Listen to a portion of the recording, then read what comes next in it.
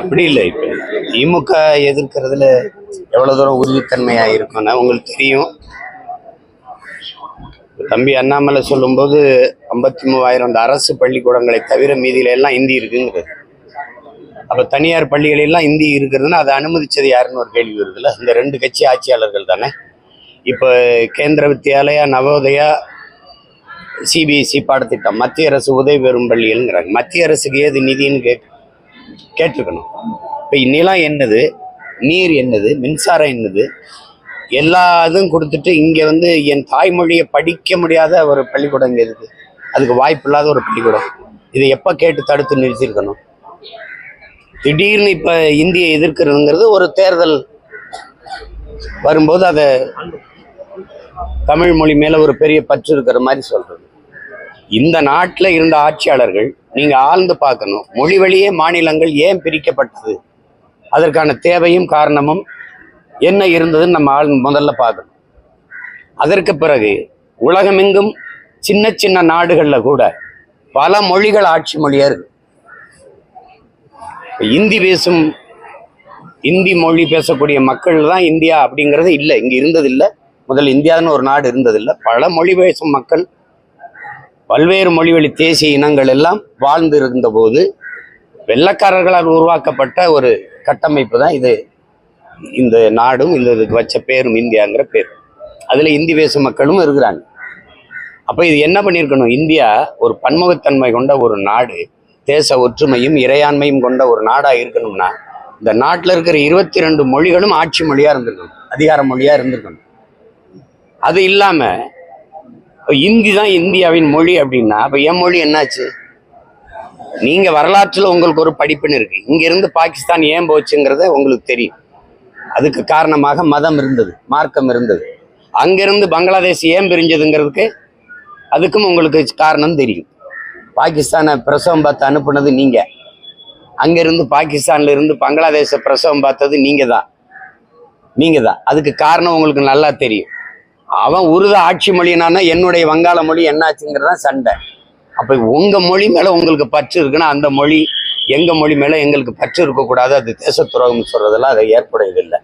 இங்கே என்ன இருந்திருக்கணும்னா மும்மொழிங்கிறதுல எம்மொழி எங்கே இருக்கு? தமிழ் படிக்கிறதுக்கே வாய்ப்பில்லாத ஒரு சூழல் உருவாகிட்ட பிறகு புதிதாக ஒரு மொழியை கற்றுக்கணும். அது மும்மொழினா அது ஏன் அது எம்மொழியாக இருக்கக்கூடாதுங்கிற கேள்வி உங்களுக்கு வரும், எனக்கு வரும், இவருக்கு வரும். அது தெலுங்கருக்கு வரும், கன்னடருக்கும் வரும், வங்காளிக்கு வரும், பீகாரிக்கு வரும், குஜராத்திக்கு வரும், மராட்டியனுக்கு வரும், தமிழன் எனக்கும் வரும். அப்போ இது என்ன வரணும், நீ எல்லா மொழியும் ஆட்சி மொழியாக்கு. எல்லா மொழிக்கும் எல்லா மொழியிலையும் பாராளுமன்றத்தில் பேச முடியும். இப்போ விண்ணூர்தியிலிருந்து நான் பறந்து வரேன். சங்கமச்சு தமிழ் வளர்த்த என் மண்ணுக்கு தலைநகர் தமிழ்நாட்டின் தலைநிருந்து பறந்து வரும்போது இந்தி இங்கிலீஷில் தான் அறிவிப்பு இருக்கும்னா இது எப்படி இது? ஆனால் மலேசியா, சிங்கப்பூர், அரபு நாடுகள்லேருந்து நாங்கள் வரும்போது என் தாய்மொழியில் அறிவிப்பு இருக்கும். இது எந்த மாதிரி? நான் ஆந்திராவுக்குள்ளே பறக்கிறேன்னா அங்கே தெலுங்குல அறிவிப்பு இருக்கணும், கேரளாவுக்குள்ளே பறக்கிறேன்னா மலையாளத்தில் அறிவிப்பு இருக்கணும். அதுதான் என் மொழிக்கு கொடுக்குற முன்னுரிமை. அப்போ தான் ஒவ்வொரு குடிமகனுக்கும் இது என் நாடுங்கிற பற்று வரும், உணர்வு வரும். அது இல்லாமல் நீ என் தாய்மொழியை படிக்க முடியாத சூழலை உருவாக்கி விட்டுவிட்டு மும்மொழின்னு இந்தி படினா மும்மொழி அப்படிலாம் இல்லை, எந்த மொழியும் படிக்கலாம்னா அப்படி அதில் ஒன்றும் இல்லையே. அப்படின்னா நீ பன்மொழி பயில்கன்னு வரணும். கொள்கை மொழியா ஏன் வருது? இந்த நாட்டில் எல்லா மாநில மக்களுக்கும் அவரவர் மொழி, அவரவர் தாய்மொழி கொள்கை மொழி. ஆங்கிலம் ஒரு பயன்பாட்டு மொழி. விரும்பினால் எம்மொழியும் கற்கலாம்ங்கிறதான் கொள்கையாக இருக்க முடியும். அது இந்தி கற்றுக்கலாம், போஜ்பூரி கற்றுக்கலாம், அது பீகாரி கற்றுக்கலாம், அது பஞ்சாபி கற்றுக்கலாம், மராட்டியம் கற்றுக்கலாம், ராஜஸ்தானி கற்றுக்கலாம், ஃப்ரெஞ்சு கற்றுக்கலாம், ஸ்பானிஷ் கற்றுக்கலாம். எது உனக்கு விருப்பமோ நீ கற்றுக்க அப்படிங்கிற சூழல் உருவாக்குறதான் சரியா இருக்கும். திரும்ப திரும்ப அதே நீங்கள் திமுக இந்த கட்சிகள் புதிய கல்விக் கொள்கை எதிர்க்குதுங்கிறது ஒரு நாடகம். இல்லந்தேடி கல்வி எந்த கொள்கை திட்டத்தில் இருந்தது? இந்த புதிய கல்விக் கொள்கையில் தான் இருந்தது. ஐயா ஜவஹர் நேசன் அந்த கல்வி திட்ட வகுப்பு குழுவில் இருந்தவர் எதுக்கு வெளியில இருந்தாரு?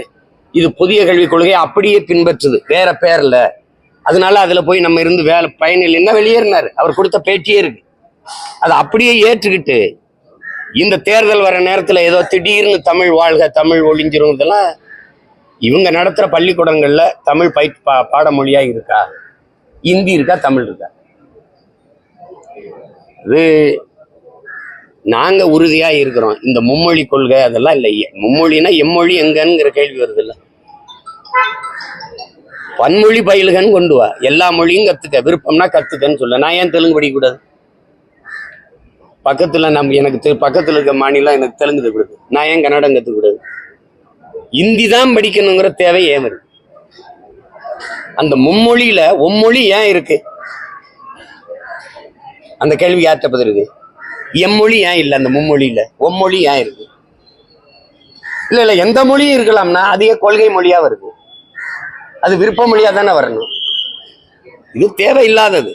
இல்லைன்னா காசு தர மாட்டோம், இல்லைன்னா கல்வி மாநில உரிமை, அதை எடுத்துக்கொண்டு வச்சுக்கிட்டு நீ அதிகாரம் பண்ணிட்டு இருக்குது. நீ முதல்ல யாரு? இதுக்கு தான் போராடி நாங்க சுதந்திரம் பெற்றோமா? உன்ட்ட அடிமையா இருந்து மருத்துவத்தை நீ எடுத்துப்ப, கல்வியை நீ எடுத்துப்ப, எல்லா வரையும் எடுத்துப்ப. அப்ப எதுக்கு தான் மாநிலம் வச்சிருக்கீங்க? மாநிலத்துக்குன்னு என்னதான் உரிமை இருக்கு? தன் மாநில பிள்ளைகளை படிக்க வைக்கிற உரிமை கூட ஒரு மாநிலத்துக்கு இல்லைன்னா நீங்க சொல்றதான் கேட்கணும்னா அவர் சட்டாம்பளை மாதிரி இருந்துக்கிட்டு அவர் சொல்றதையெல்லாம் கேட்கணும். அப்படின்னா எப்படி இது எப்படி இருக்கும்? இது கட்சி பொறுப்புல இருந்து காலியமாக விளையதான் தகவல் வருது. அழைப்புல பேர் போறதுன்னா எப்படி? திருச்செந்தூர்ல ஒரு அழைப்புதல்ல வந்து சமூக செயல்பாட்டாளர் காளியம்மான்னு போட்டிருக்காங்க. அது நாம் தமிழர் விளைவிட்டாங்க. அது தெரியல. அது கட்சிக்குள்ள, அந்த கட்சிக்குள்ள முழு சுதந்திரம் இருந்து இயங்குவதற்கும் விருப்பம் இல்லைன்னா வெளியேறுவதற்கும் முழு சுதந்திரம் இருக்கு. ஒரு ஜனநாயக அமைப்பு. தங்கச்சியை நாங்கள் தான் அன்பா, முதல்ல சமூக செயற்பாட்டாளர் தான் தங்கச்சி இருந்தாங்க, அவங்கள அழைச்சிட்டு வந்தது நான் தான். இன்னைக்கு அவங்களுக்கு எல்லாருக்குமே எல்லா சுதந்திரம் இருக்கு. பக்கத்தில் நிற்கிறவரோட நாளைக்கு வேற ஒரு அமைப்புல போய் சேர்ந்து இயங்கணும்னு தோணுச்சுன்னா அவர் போகலாம்.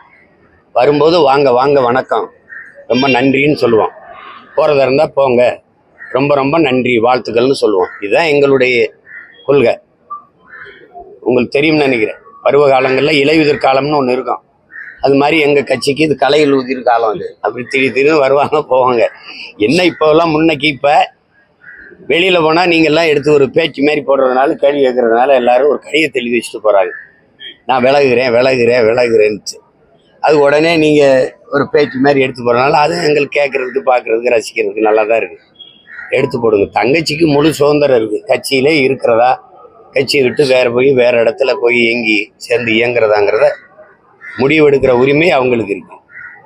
அதுல ஒன்றும் கருத்து நம்ம சொல்ல முடியாது. அடிப்படை பிரச்சனைகள், இந்த நிதி நெருக்கடி பிரச்சனைகள் இருக்க சூழல்ல இந்த மும்மொழி கொள்கையை வச்சு அதாவது துணை முதல்வரும் அண்ணாமலையும் மாத்தி சவால் விட்டு ஒரு தம்பி, அடிப்படையில பெரிய பிழை நிகழ்ந்துருச்சு. கல்வி மாநில பட்டியல்ல மாநில உரிமையா தான் இருந்தது. அது அம்மையார் இந்திரா காந்தி அவங்க எடுத்துக்கிட்டு போகும்போது கடுமையா நம்ம சண்டை போட்டு தடுத்துருக்கணும். இப்படி கச்சத்தீவை வேடிக்கை பார்த்தோமோ, காவிரி நதிநீர் உரிமையை பறிகொடுத்தோமோ அப்படி. இப்போ நீங்கள் இந்தியை ஏன் எல்லா மாநிலமும் இருக்கும்போது நீ மட்டும் எதிர்க்கிறேன்னா, இந்த நிலப்பரப்பு முழுதும் இருக்கிற மக்கள்ல எல்லாருமே கலப்பினங்களா இருக்கிறாங்க. பல்வேறு மொழிகளால் இங்கே பாருங்க கலந்து பிரிந்து உருவான மொழிகளா இருக்கு. தூய ஒரு இனம். நீங்க மராட்டியர் படையெடுத்து விஜயநகர பேரரசு நாயக்க மன்னர்கள் படையெடுத்து எத்தனையோ தாக்குதல் இங்க தொடுத்த போதும் இன்னும் மரபணு மாறாம தூய ஒரு இனம் இருக்குன்னா இந்த காலடியில் இருக்கிற இந்த நிலப்பரப்புல இருக்க தமிழர்கள் தான். நீ இந்திய இந்திய நிலப்பரப்புல எதிர்த்து 1935 போராடி உயிர் நீத்தவன் நடராஜன்கிற நம்ம தாத்தன். அந்த காலத்திலிருந்து நம்ம எதிர்க்கிறோம். ஜிஎஸ்டியா எதிர்ப்போம், நீங்க சிஏயா எதிர்ப்போம். உங்களுக்கு புரியுதுன்னு நினைக்கிறேன். என்ஐயா எதிர்ப்போம். ஏன்னா போர்க்குணமிக்க ஒரு இனம் இங்கதான் இருக்கு. அது நான் தானே சண்டை போடுவேன். அவன் ஏற்கிறான், நீ ஏறுனா இது எப்படி ஏற்கிறது? அவன் ஏற்கிறான்னா நான் அநீதி, அது தவறுன்னு தெரியுது. அவங்கெல்லாம் ஒத்துக்கிட்டாங்க, நீ ஒத்துக்கன்னு சொல்றது எந்த வழியில நியாயம்னு சொல்லுங்க. எந்த வழியில நியாயம்னு சொல்லுங்க. நாங்க கேட்கறதுக்கு நீங்க பதில் தான் சொல்லணும்.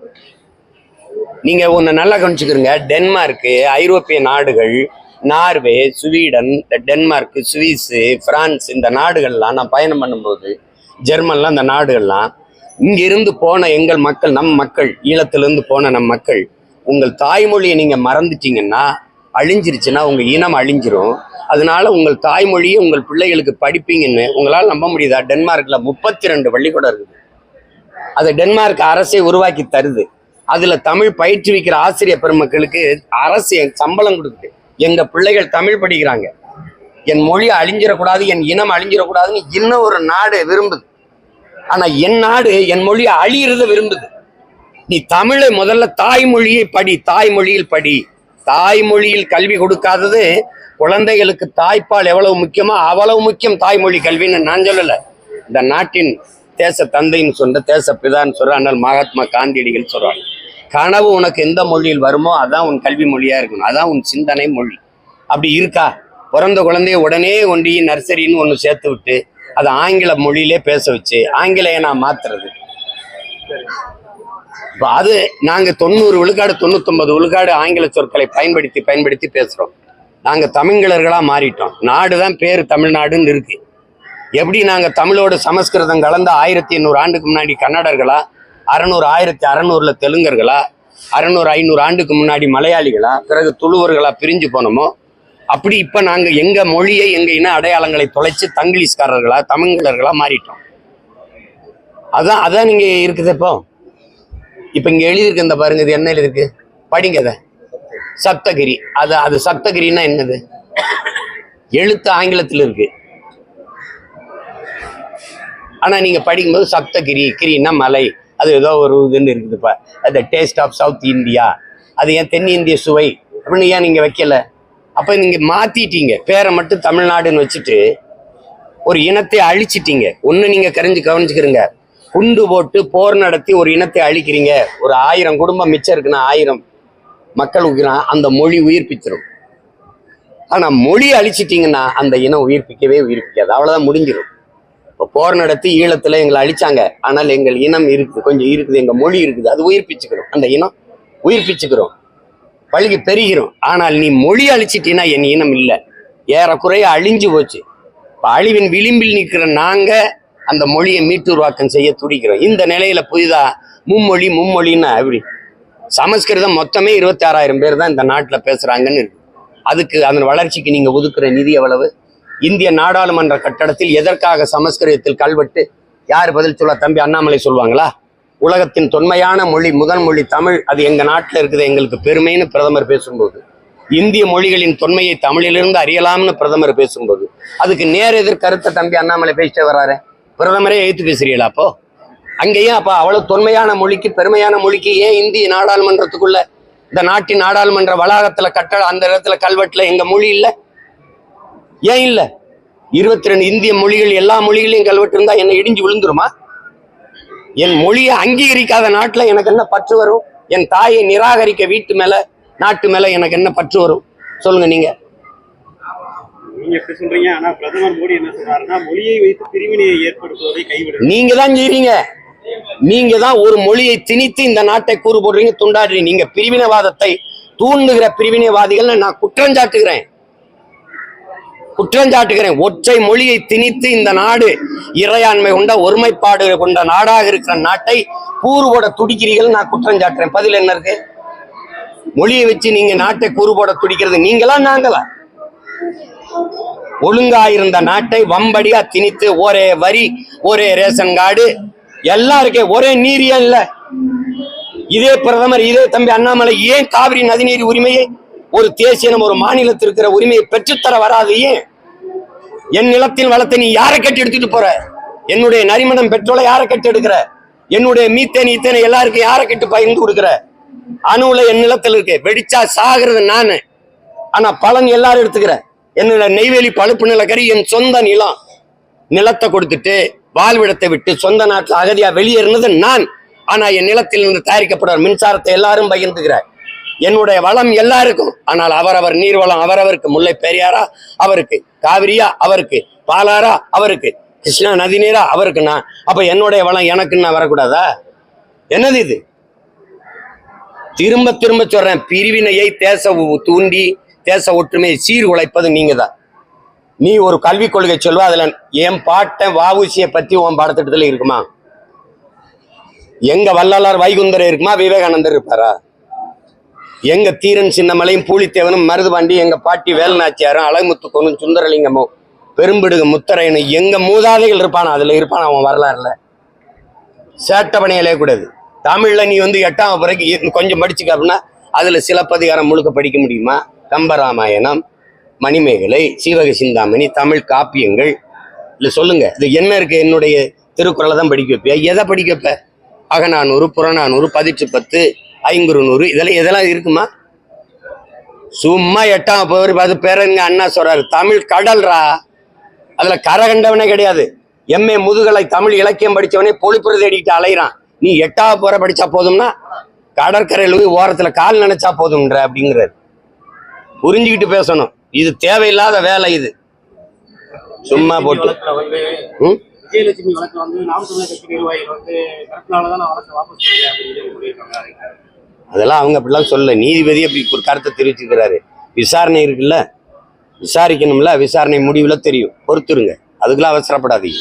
தமிழ்நாடு முதலமைச்சர் வந்து நிதியை நிறுத்துவதற்கு ஒரு நொடியாக மத்திய அரசு கொடுக்கிறது அப்படின்ற மாதிரி பேசி, அந்த நொடி எந்த நொடின்னு தான் நாங்க கேட்கிறோம். அந்த நொடி எந்த நொடி? எத்தனை முறை சொல்லிக்கிட்டு இருப்பீங்க, புலம்பிக்கிட்டு இருப்பீங்க, எங்களுக்கு நிதி தரல, நிதி தரல, நிதி தரல. தெரியல, தெரியுது இல்ல? என் மாநிலத்திலிருந்து உனக்கு 1 ரூபா வரி கூட வராதுன்னு சொல்ல முடியாதா? சொல்ல முடியாதா? எந்த பரம்பரையில் வந்த நிலம் இது? எங்க பாட்டன் சேதுபதி மன்னனை சிறையில் அடைச்சு கேளுங்க தம்பி. அன்னைக்கு காசு 1 அணா இருக்கும். 1 அணா சேதுபதி 1 அணா கட்டு உன்னை விடுதலை செஞ்சிடம்னு வெள்ளைக்காரன் சொல்லும்போது 1 ஆண்டு சிறையில் இருந்த பிறகு சொல்றான், சிறையிலே இடந்து செத்தாலும் சாவனை வெளிய ஒரு சல்லி காசு உனக்கு வரி கட்ட மாட்டேன்னு சொன்ன வீர மறவர்கள் வாழ்ந்த நிலம். நீ என்ன வெள்ளைக்காரன் காலத்துல நாங்க வரிகோட உருவாக்கி போராட முடியுமா? இந்த ஆட்சி காலத்துல எதுக்க முடியாத? தர முடியாதுன்னா என்ன பண்ணிடுவே? நீ என்ன செஞ்சிருவே? நீ ஆட்சியை கிளப்பியா? மறுபடி தேர்தல் வரும்ல, மக்களுக்காக நின்று தேர்தலை சந்திக்க முடியாதா? ஏன் காசை எடுத்து வச்சுக்கிட்டு தர முடியாதுன்னு சொல்றதுக்கு என்ன அதிகாரம் இருக்குது? மத்திய அரசுக்குன்னு நிதி ஏது? யார் சொல்லுவா? தம்பி அண்ணாமலை சொல்லுவாங்களா, இல்ல அம்மா நிர்மலா சீதாராமன் நிதி அமைச்சர் சொல்லுவாங்களா? மத்திய அரசுக்குன்னு இந்தந்த துறையிலிருந்து எங்களுக்கு வருவாய் வருது அப்படி ஏதாவது இருக்கா? மாநிலங்களின் நிதிதான் மத்திய அரசு நிதி. இந்திய ஒன்றிய அரசுக்கென்று வருவாய் ஏது? அப்ப ஏன் காசை எடுத்து குடிச்சுக்கிட்டு ஒரு பேரிடர் அந்தவும் தர மாட்டேங்கிற, வாத்தியாருக்கு சம்பளம் ஒன்றும் குடிக்கும், மாணவர்கள் நலன் எதுக்குன்னு தரதில்லை. இதை செஞ்சாதான் இதை தருவேன் அப்படின்னா இது மாதிரி கொடிய போக்கு. இது லஞ்சம் தானே. இதை செஞ்சு விட அப்பதான் காசு தருவேன்னா இது என்ன அர்த்தம் சொல்லுங்க? எப்படிப்பட்ட அணுகுமுறை பாரு, எப்படிப்பட்ட ஆட்சி?